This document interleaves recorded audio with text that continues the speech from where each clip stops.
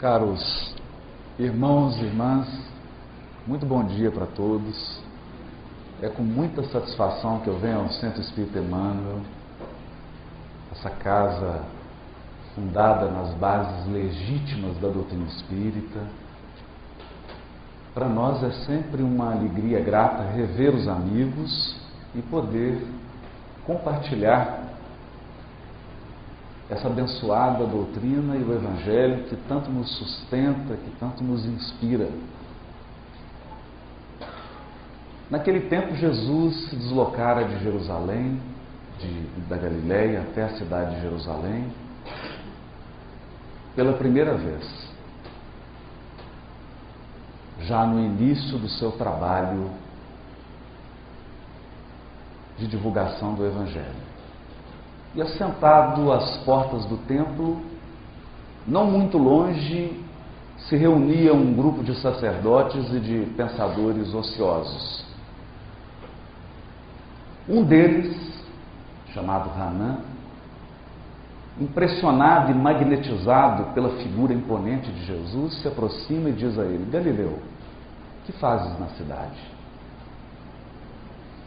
Jesus responde: passo pela cidade buscando a fundação do reino de Deus. Respondendo com modesta nobreza. O sacerdote, impressionado com aquela resposta, diz: reino de Deus? Que pensas tu venha a ser isso? Jesus disse: esse reino é a obra divina no coração dos homens. Obra divina em tuas mãos? Com que contas para essa empresa difícil? Quais são os teus companheiros e os teus seguidores? Acaso tens o apoio de algum príncipe ilustre para essa difícil tarefa? Jesus responde de forma humilde: os meus companheiros hão de vir de todos os lugares. O sacerdote então dá uma gargalhada irônica e diz assim: com certeza, os tolos e os ignorantes estão em todas as partes do mundo. Com certeza será esse o teu material de apoio. Mas, Galileu, porventura já vistes uma estátua perfeita, modelada com fragmentos de lama? Jesus, apreendendo a agudez da ironia, responde a eles com energia serena: sacerdote, nenhum mármore existe mais puro e mais formoso que o do sentimento, e não há cinzel superior ao da boa vontade. Impressionado com a resposta, responde o sacerdote: conheces Roma ou Atenas? Jesus lhe diz: eu conheço o amor e a verdade. Por acaso conheces os códigos imperiais ou as regras do templo de Jerusalém? E Jesus finaliza dizendo: eu sei qual é a vontade do Pai a meu respeito. O sacerdote então, irritado, se afasta e Jesus prossegue a sua visita à cidade. Após caminhar por Jerusalém, regressa ao lago de Genezaré. E passando pelas margens do lago, próximo à cidade de Cafarnaum, Jesus procura, ansioso, a Simão Pedro e André, pescadores do lago que estavam trabalhando no local. Chega até eles e diz: Simão, André, quereis ser meus discípulos? Os dois parecem reconhecer aquele timbre de voz. Mesmo sem conhecê-lo, aquela fisionomia lhes é familiar. Eles talvez não seriam capazes de explicar de onde conheciam aquela figura doce e amorosa do Mestre. E Jesus então começa a lhes explicar sobre o trabalho do Evangelho, sobre o reino de Deus. E André ingenuamente diz assim: mas um rei, Cafarnaum tem tão poucas casas. E Simão Pedro, qual se for uma criança ingênua que quisesse demonstrar boa vontade, diz assim: não, André, o lago é grande, há muitas cidades, o reino poderá abranger a todas elas. Jesus então sorri e adia prazerosamente as explicações. Começava o trabalho apostólico. Andando mais um pouco, ele chama Levi, que se transformaria depois no apóstolo Mateus, e assim vai reunindo um a um, até se formar o colégio dos 12. Formado o colégio dos apóstolos, Jesus começa a obra de implantação do reino de Deus. Na visão dos apóstolos, que esperavam um reino físico, uma obra exterior, mas o Mestre, na verdade, procurava construir por dentro. Esse reino, disse ele ao sacerdote, é a obra divina no coração dos homens. E durante os 3 anos em que educou os apóstolos, Jesus sempre procurava modelar essa grande estátua, esse grande mármore que é o nosso sentimento. Muitos anos depois, Alta de Souza, no livro Parnaso de Além Túmulo, escreveria a poesia Mensagem Fraterna, retomando o tema: meu irmão, tuas preces mais singelas são ouvidas no espaço ilimitado, mas sei que às vezes choras consternado ante o silêncio da força que interpelas. Volve ao teu templo interno e abandonado, a mais alta de todas as capelas, e as respostas mais lúcidas e belas hão de trazer-te alegre e deslumbrado. Ouve o teu coração em cada prece. Deus responde em ti mesmo e te esclarece com a força eterna da consolação. Compreenderás então a dor que te domina, sob a linguagem pura e peregrina da voz de Deus em luz de redenção. Sempre o coração. Sempre o coração. O reino de Deus é obra divina dentro de nós. Dentro de nós.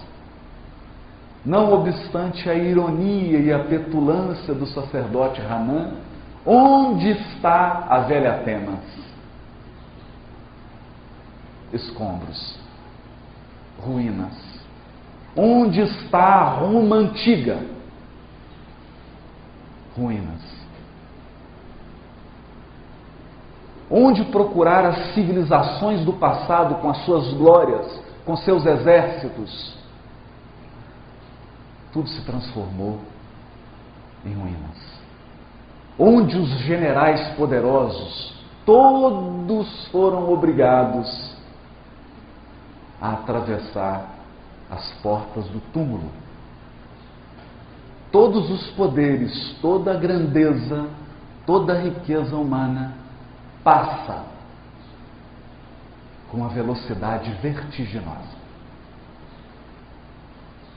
A única coisa que permanece é aquilo que nós construímos portas adentro do coração.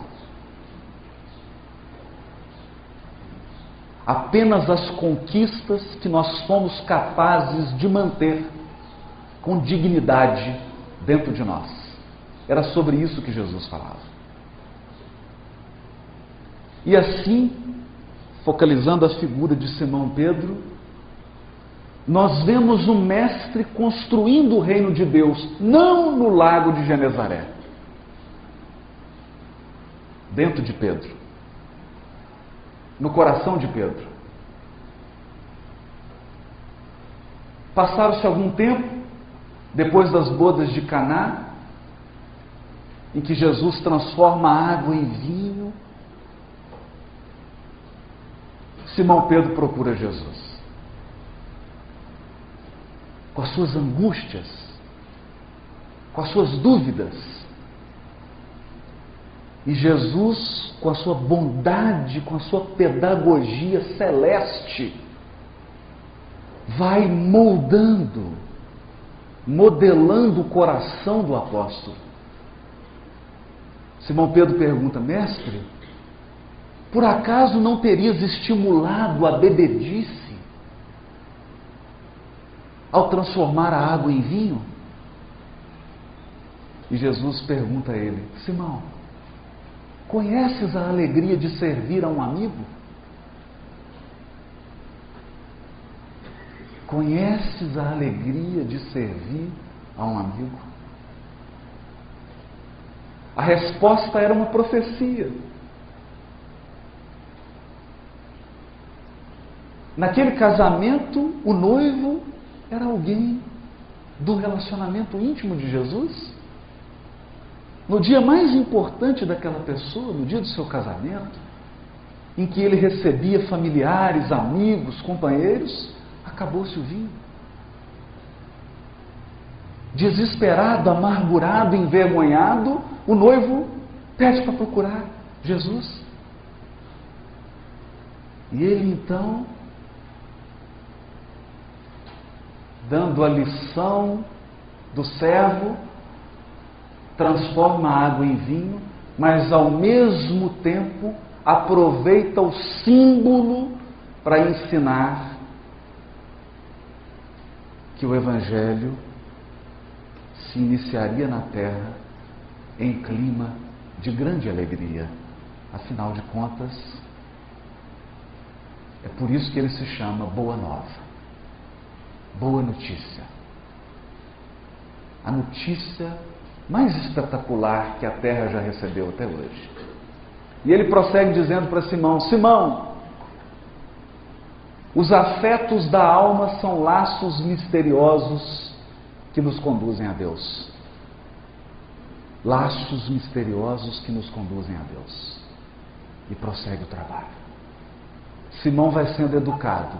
De início, um apóstolo rude, apressado, nervoso, não sabia dosar a energia, se excedia facilmente. No final do ministério, Jesus pergunta: o que eles dizem sobre o Filho do Homem? Uns dizem que você é Jeremias, outros dizem que você é Elias. E vós? O que dizeis? Agora, o coração amadurecido de Simão Pedro, o coração já cinzelado pela boa vontade. Tu és o Cristo, o Filho do Deus vivo. Bem-aventurado és tu, filho de Jonas, porque não foi a carne nem o sangue que te revelou, mas meu Pai que está nos céus. mas ainda frágil, qual se for uma criança que ainda necessitasse de ser fortalecido. Simão Pedro oscila quando Jesus começa a descrever os quadros da crucificação que o aguardavam. E Simão diz: mas mestre, não vás, não podes sofrer. E Jesus o repreende: afasta-te de mim, Satanás. Afasta-te de mim, adversário. Advertindo Simão Pedro sobre os problemas da oscilação. Ora nós estamos sintonizados com as forças superiores da vida, ora nós estamos sintonizados com o egoísmo que nos é peculiar, com a incompreensão da vontade de Deus a nosso respeito. Como diria o sacerdote: conheces os códigos do império e as regras do templo? E lhe responde Jesus: conheço a vontade do Pai a meu respeito. Porque se o reino de Deus é obra divina em nosso coração, Deus quer sempre o melhor. Sempre o melhor. Mas o melhor nem sempre é o que queremos. Porque se nós sempre quiséssemos o melhor na nossa jornada evolutiva, nenhum de nós enfrentaria expiação e dores. É por escolher o pior que nós atraímos sofrimento para a nossa senda espiritual. Ali Jesus ensina a submissão à vontade divina. E se encaminha para Jerusalém, para a festa da Páscoa, todos sem entender, sem perceber que aquela seria a última Páscoa ao lado de Jesus encarnado.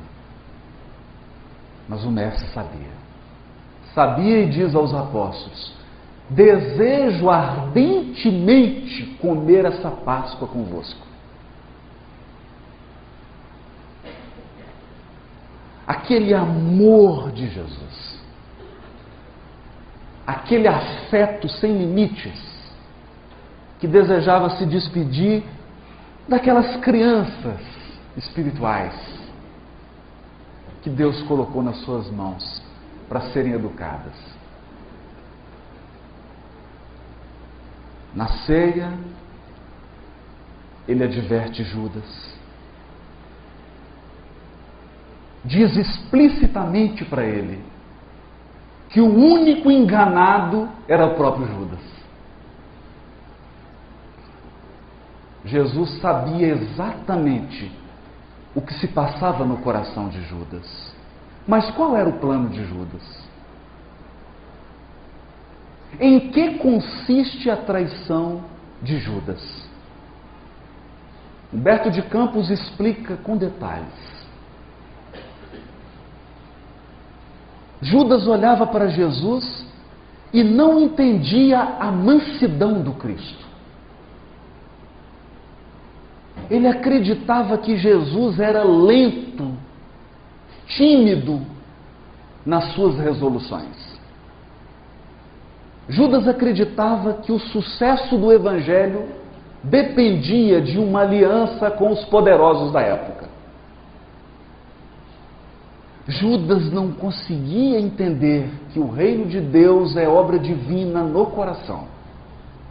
Ele imaginava que o reino de Deus é obra externa, a ser construída com pedra. É obra que depende de política humana. Então arquiteta um plano humano.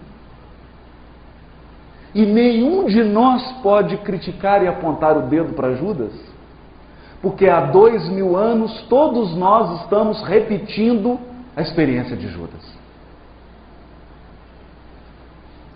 Estamos buscando Jesus fora.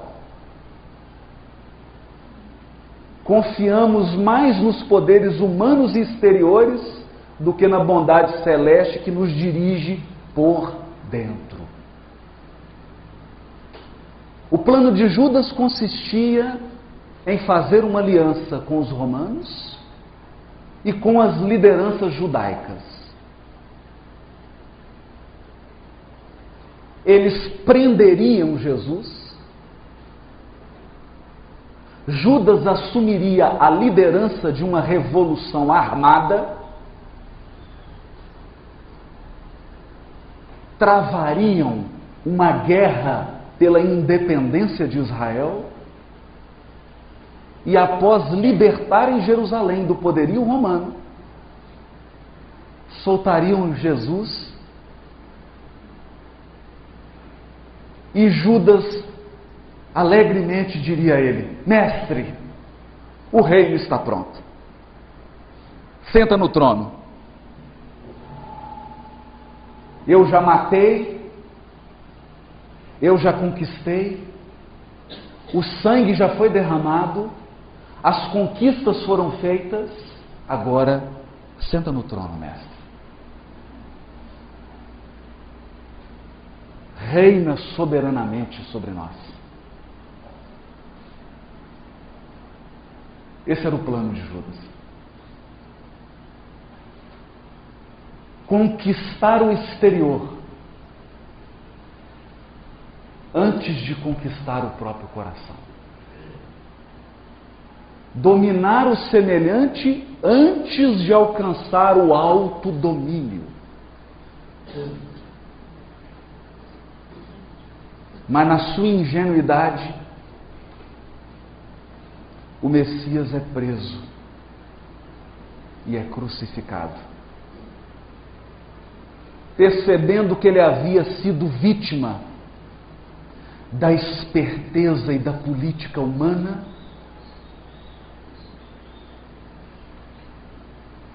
com um remorso gigante, percebendo o equívoco, percebendo que ele confiara mais nos homens do que em Deus, Judas não suporta a dor e suicida-se. Seria ele o apóstolo que exigiria de Jesus a mais alta dose de amor. Porque era o apóstolo que tinha a maior dificuldade de entender que o reino de Deus é obra divina no coração dos homens. Quando Jesus é preso, Simão Pedro, inconformado, retira a espada. Retira a espada. E imaginando como Judas que o reino de Deus é obra externa, se prepara para a luta. Corta a orelha do soldado. Jesus, com a sua serenidade imperturbável, serenidade daqueles que compreenderam a vontade de Deus a nosso respeito, diz: Simão, embainha a tua espada. Guarda a tua espada. Porque aquele que com ferro fere, com ferro será ferido.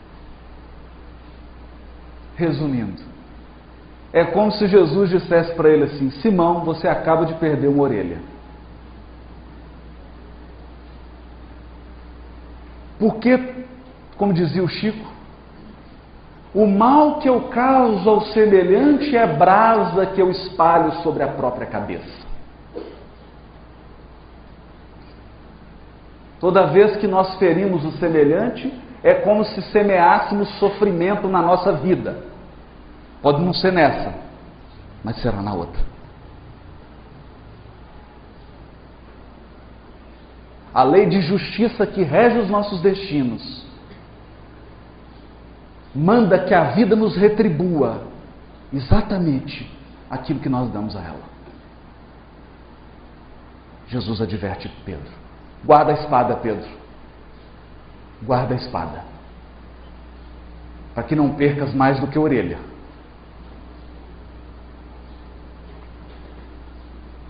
Momentos antes,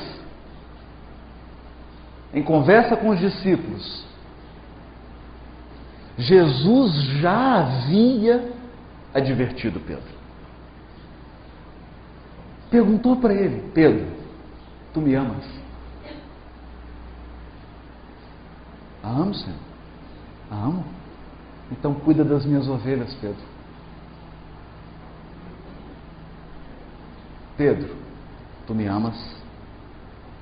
E Pedro já ficou desconcertado. Amo, Senhor. É claro que eu te amo. Então cuida das minhas ovelhas, Pedro. E pela terceira vez: Pedro, tu me amas? 3 vezes. 3 vezes Jesus chamando atenção para o coração. Pedro, olha para o teu coração. Porque o nosso coração é fonte da vida. Tudo que nos acontece procede do coração. Todos os processos se iniciam em nosso coração.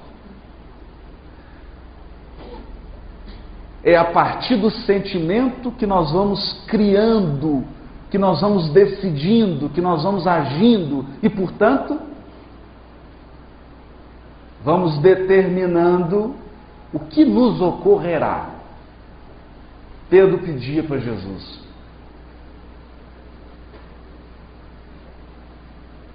timidamente, uma explicação. Por que 3 vezes? Mestre, eu te seguirei até a morte. Sempre gestos exteriores. E Jesus diz a ele: Pedro, crê, eu te levarei aonde não queiras ir. Eu vou te levar por caminhos que você não vai querer percorrer. Ele não entendeu. Não entendeu. No momento em que Jesus é levado ao martírio, uma senhora pergunta: esse não é o Galileu? Você não é seguidor? E ele nega. Primeira vez. Nega a segunda vez. Nega a terceira vez. O galo canta e ele se recorda do aviso de Jesus: Pedro, antes que o galo cante, me negarás 3 vezes. É por isso que eu estou te perguntando 3 vezes se você me ama. Porque o reino de Deus é obra divina no coração, Pedro. Amargurado, Pedro se afasta. A crucificação ocorre. O desalento toma conta dos apóstolos. Mas aí, a boa notícia. A boa nova. Jesus ressurge. Emmanuel diz no livro Vinha de Luz: se nós formos capazes de manter a fé em Deus e a fé na imortalidade da alma, nenhum problema será capaz de nos abalar. A fé em Deus e a fé na imortalidade da alma.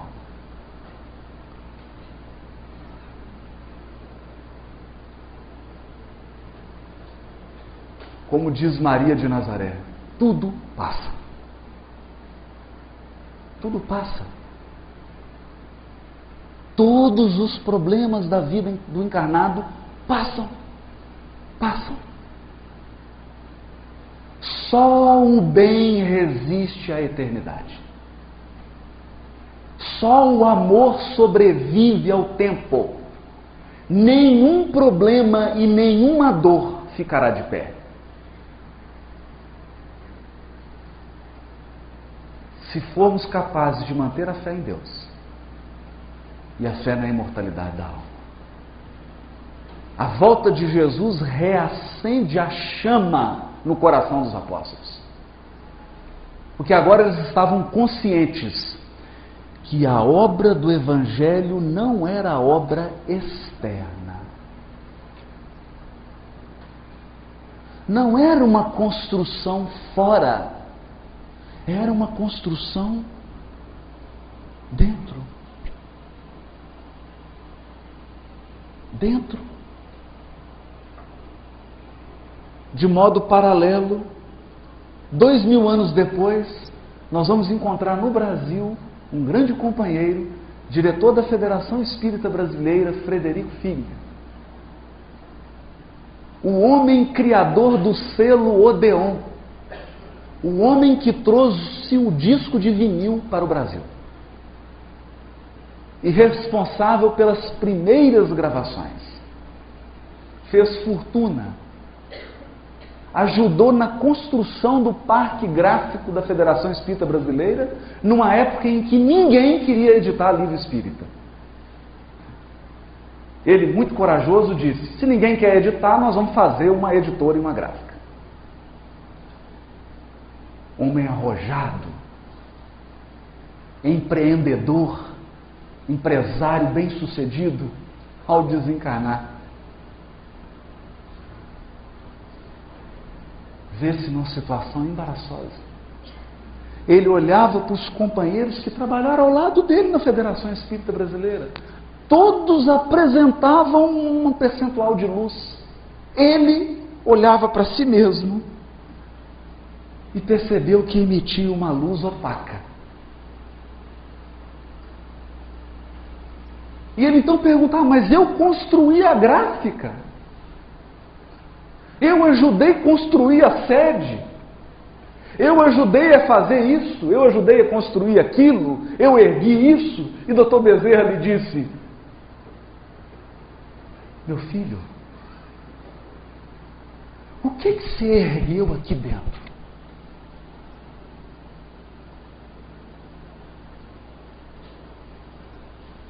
O que você construiu aqui dentro, meu filho? Ele entendeu. Ficou tão sensibilizado que disse: mas eu preciso contar isso para os encarnados, eles precisam saber disso. Está todo mundo enganado lá na Terra, como eu. Veio a Uberaba, ansioso, nervoso, queria escrever. E Emmanuel coloca ele numa fila de espera para que ele treinasse a paciência. E ele reclama? Reclama. Olha, esse rapaz está aí, eu sou espírita há quantos anos? Esse rapaz está aí, tem 2 anos só, já está escrevendo um livro, esse tal de André Luiz. E os benfeitores, com toda a paciência, Jacó, ele se deu o pseudônimo de irmão Jacó. Ele era um judeu. Jacó, tenha calma. Você precisa sintonizar-se com o médium. Você precisa entender o sistema de trabalho aqui.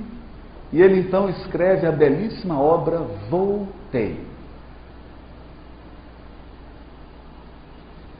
Com um único propósito: contar para cada um de nós encarnados que quando você desencarna, o que conta não é o que você fez fora, é o que você construiu dentro.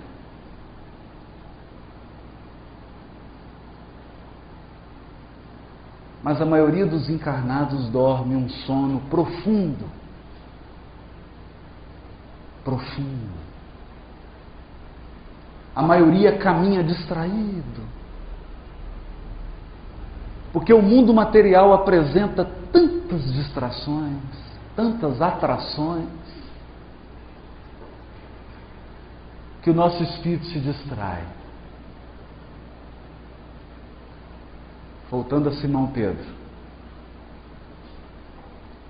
Jesus, em espírito, diz a ele: Simão, vá a Jerusalém, funda uma casa e recebe os assistidos. E começa o trabalho. Qual trabalho? Onde está a casa do caminho em Jerusalém? Onde? Será que se nós tomarmos um avião e formos a Jerusalém, nós encontraremos a casa do caminho fundada por Simão Pedro? Não. Não existe mais.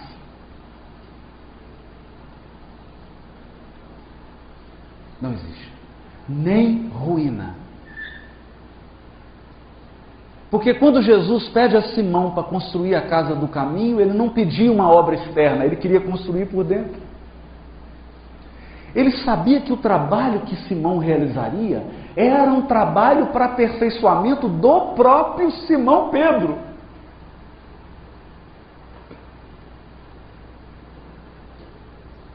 Esse reino é obra divina no coração dos homens.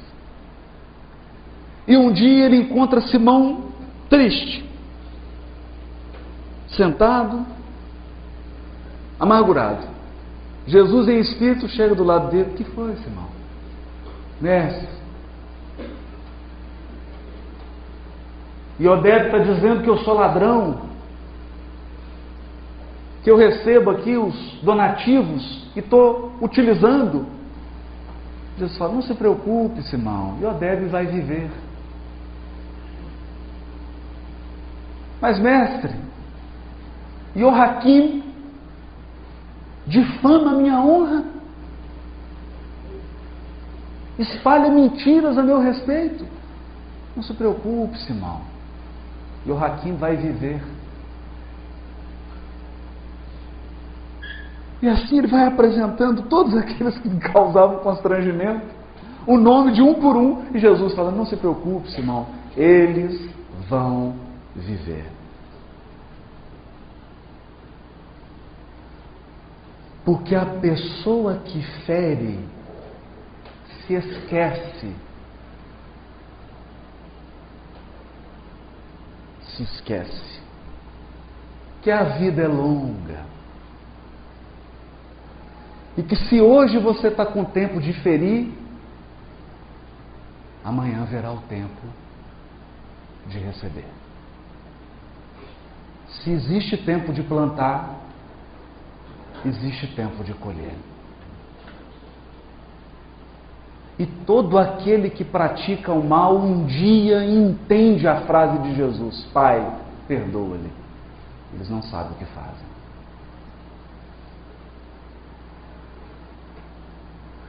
Se o assassino soubesse a expiação que o aguarda numa futura encarnação, ele não mataria. Se o suicida soubesse os sofrimentos que o aguardam na recuperação, ele jamais daria cabo da vida. Se nós soubéssemos as lágrimas que vamos derramar em decorrência do sofrimento que causamos, ninguém se disporia a semear o mal, o sofrimento. Eles vão viver. Passado um tempo, a tarefa se acentua. Simão Pedro mal tinha tempo para as refeições, tamanha quantidade de necessidades que ele atendia. E certo dia ele estava cansado. E tem então uma recaída. Se aproxima no relógio 5 horas, ele fala: é hora de fechar. O atendimento é até às 5. Deu 5 horas e fechou as portas. Mas um necessitado abre a porta e entra no recinto. Simão Pedro já recolhia as coisas para se dirigir ao interior da casa do caminho e vê o necessitado na sua frente e fala: pelo amor, o senhor não viu que a porta está fechada? O atendimento já está encerrado. Já acabou.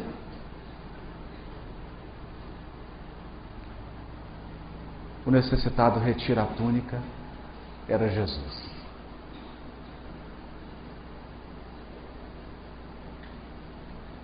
Jesus não diz nada. Apenas dirige um olhar triste para Simão Pedro. E o apóstolo se sente tão envergonhado que entra num choro convulsivo.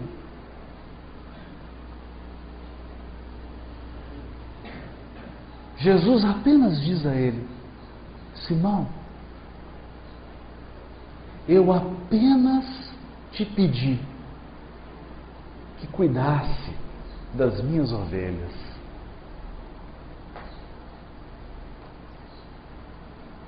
Simão coloca o rosto entre as mãos, chora como uma criança.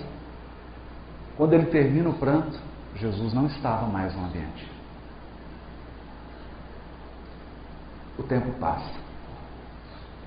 Prisões, perseguições, Jerusalém é destruída.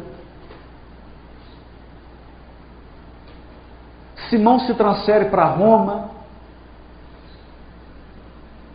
reunia-se com os discípulos no cemitério, porque os cristãos precisavam se reunir escondidos. E muita gente morreu para que nós pudéssemos nos reunir hoje publicamente. E alguns não vêm à reunião porque dizem não ter tempo.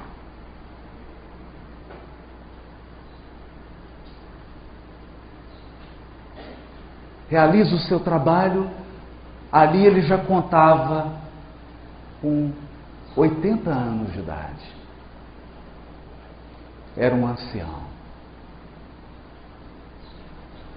Cabelo branco, forças físicas se esvaindo.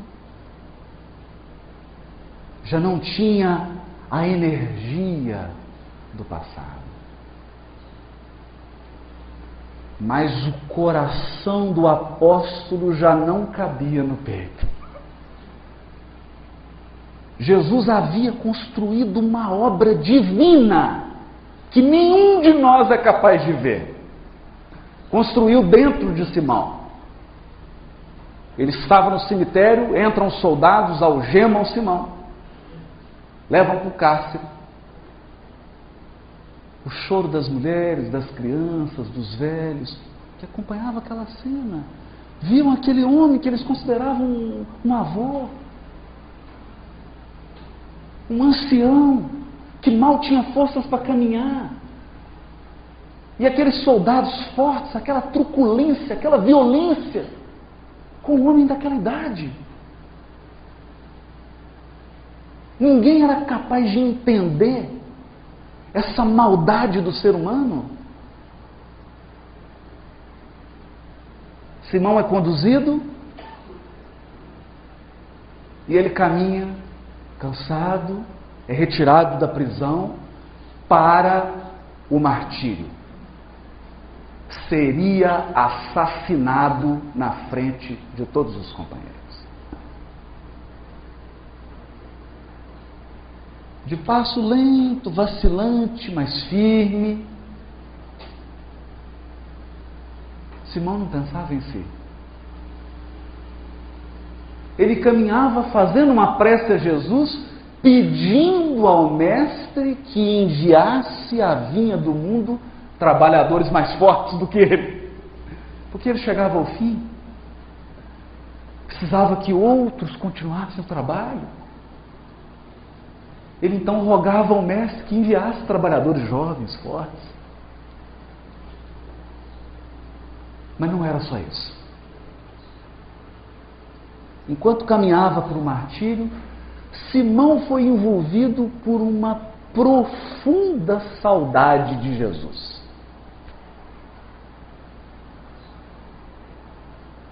embora ele caminhasse às margens do Tibre e visse aquela suntuosa Roma, o coração dele se transportou para a Galiléia. E ele começou a recordar as flores de Betsaida, as romãzeiras de Dalmanuta, os sítios, os pomares de Magdala, o pequeno vinhedo de Cafarnaum, os tempos em que Jesus acordava 5, 6 da manhã e pescava com eles. E eles podiam usufruir da convivência com Cristo. Naquele momento, o que ele mais sentia era a saudade de Jesus. Uma profunda saudade. Nem percebeu que eles o colocaram sobre um madeiro, pegaram um martelo e pregaram ele numa cruz. Tamanha era a sua saudade, tamanha era a lembrança, que ele não percebeu. E ele ficou absorvido naquele clima de nostalgia e também não percebeu que as horas passavam. E ele não morria. A única coisa que ele percebeu: Sertório Aniceto, um pretoriano, um soldado do exército romano, que proferia impropérios, zombava de Simão, dizia que ele era um ladrão, um imundo, um sujo. Mas Simão estava tão absorto que nem se deu conta de tamanha agressividade gratuita.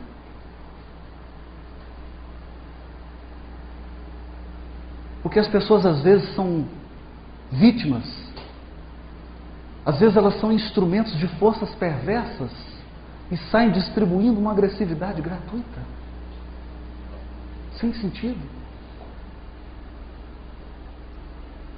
Percebendo que Simão não morria, Sertório tomou uma pedra grande nas mãos, mirou a cabeça do apóstolo e jogou certeiro. Quando aquela pedra atingiu a cabeça do apóstolo, começou a jorrar sangue. A única coisa que Simão sentiu foi um torpor. Um torpor. Alguns minutos de confusão e Simão se sente fora do corpo físico. Ao lado, os restos, o que sobrou daquele corpo físico. Simão desencarnara. Mas, para sua surpresa e espanto, abre-se um caminho luminoso e ele vê uma figura como se fosse uma estrela que se materializasse. Em questão de segundos, ele percebe a presença do Mestre ao seu lado. Era Jesus que vinha buscar Simão. Ele o aconchega ao coração e o leva, qual se for uma criança bem amada. Simão é levado para regiões celestes. Lá ele tem oportunidade de descansar.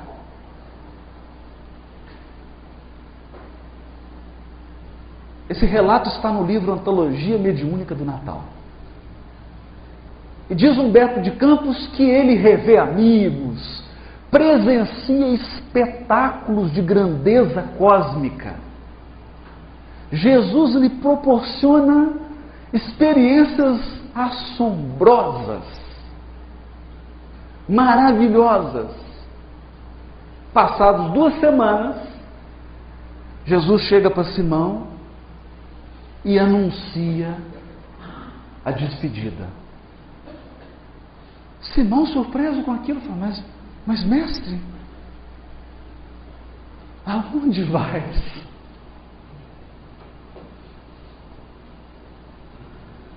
Antes da crucificação, Pedro pergunta a Jesus: mestre, aonde vais? E ele responde: crê, te levarei aonde não queiras ir. Jesus é crucificado. Anos depois, Simão Pedro também, segundo a tradição, de cabeça para baixo. E os pés que Jesus lavou, as mãos que Jesus tocou, apontavam para o céu. Agora de novo: mestre, aonde vais?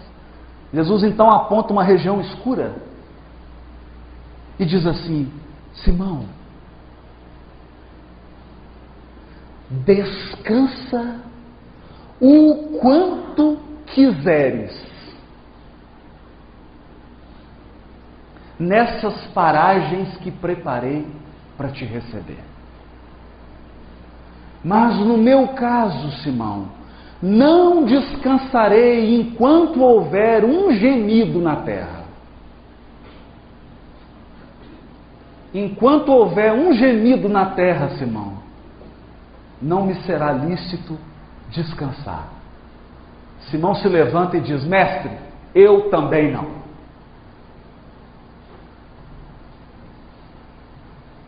Dá os braços a Jesus e os dois voltam à terra, para Roma. Alguns cristãos seriam imolados naquele dia. Era a véspera de Natal. Ao chegar num cemitério escuro de Roma, Simão se comove até as lágrimas, porque percebe que alguns cristãos entoavam um canto lindo, recordando o natalício de Jesus. Embora prestes a serem martirizados, eles se enchiam de esperança, de fé em Deus, de confiança. Simão se emociona, abraça eles. De repente, Jesus toca nos ombros de Simão: Simão, alguém te procura. Quando Simão vira, era Sertório Aniceto.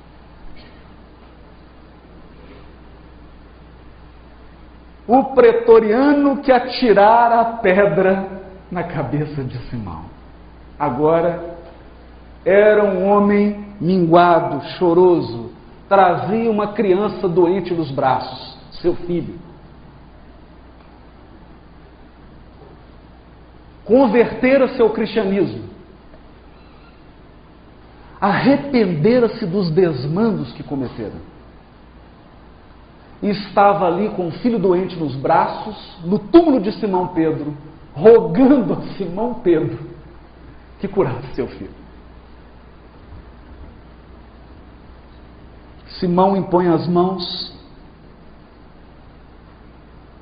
sobre o filhinho de Sertório, aplica-lhe um passe e a criança se cura. O rosto do soldado se enche de alegria, uma felicidade, ele chora de emoção. Porque mesmo tendo assassinado o apóstolo, ele sabia que o cristão verdadeiro sempre retribui o mal com o bem. E volta para casa feliz. Para Sertório, começava a implantação do reino de Deus no coração. Para Simão Pedro, o serviço continuava. Para cada um de nós, fica agora, nas vésperas de Natal, o convite para a implantação do reino de Deus em nós. Muito obrigado. Bom dia para todos.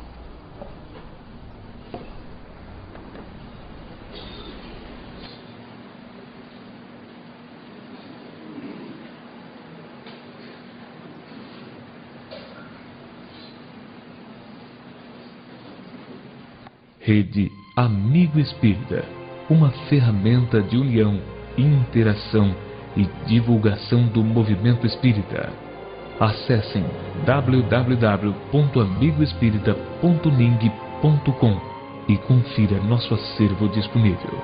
Rede Amigo Espírita, divulgando, instruindo e unificando.